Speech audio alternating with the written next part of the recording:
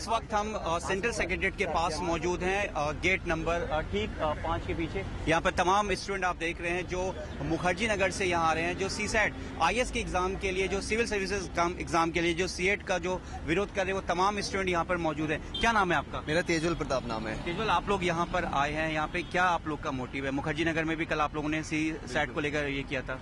जी, हम लोग बिल्कुल शांतिपूर्वक यहाँ पे प्रदर्शन करने आए हैं। हमारी जो मांग है उसको मनवाने के लिए पार्लियामेंट के अंदर भी आज ये डिस्कशन हुआ। हमारे सांसद पप्पू यादव जी ने किया है, जो बिहार सांसद है। पार्लियामेंट अभी ठप हो चुका है और हम लोग यहाँ पे इकट्ठा हो रहे हैं, लेकिन पुलिस वाले आप देख सकते हैं कितना ज्यादा पुलिस वाले। आप लोग की मांग क्या है? क्योंकि गवर्नमेंट ने भी, सेंट्रल गवर्नमेंट ने भी ये कहा था कि सीसेट को जो है उन्होंने आश्वासन दिया था कि हम इसको अभी इसे जब तक इसका क्लियर ना हो तब तक रोका जाए।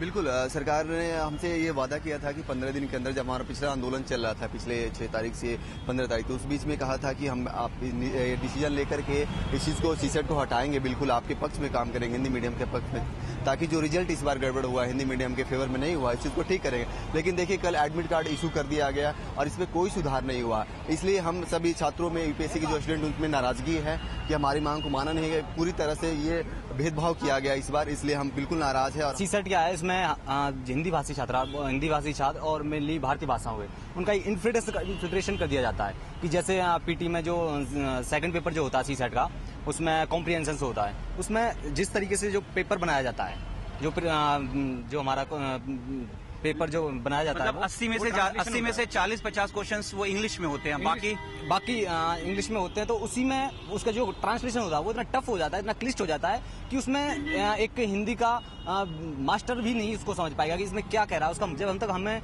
उसका मूल ही समझ में नहीं आएगा कि वो कहना क्या चाहता है। तो क्वेश्चन है वो बेसिकली समझ में नहीं आता, जो हिंदी मीडियम वो बिल्कुल समझ में नहीं आते। क्योंकि क्या है कि वो, जो मैं फिर दोबारा बता रहा हूँ, जो इसमें ट्रांसलेशन होता है वो इतना क्लिष्ट हो जाता है। क्योंकि आप समझते हैं, हिंदी जब उसमें एडजेक्टिव ट्रांसफर कर देंगे उसको इंग्लिश को, तो इतना क्लिष्ट हो जाएगा। उसमें एक हिंदी का जो बिल्कुल उसमें क्या कहते हैं, उसे प्रोफेसर है या फिर एक विशेषज्ञ है, वो भी उसको नहीं समझ पाए। उसमें समझने में बहुत प्रॉब्लम हो जाती है। तो इस करके हमारी जो मांग है वो सीसेट को बिल्कुल हटाने की है।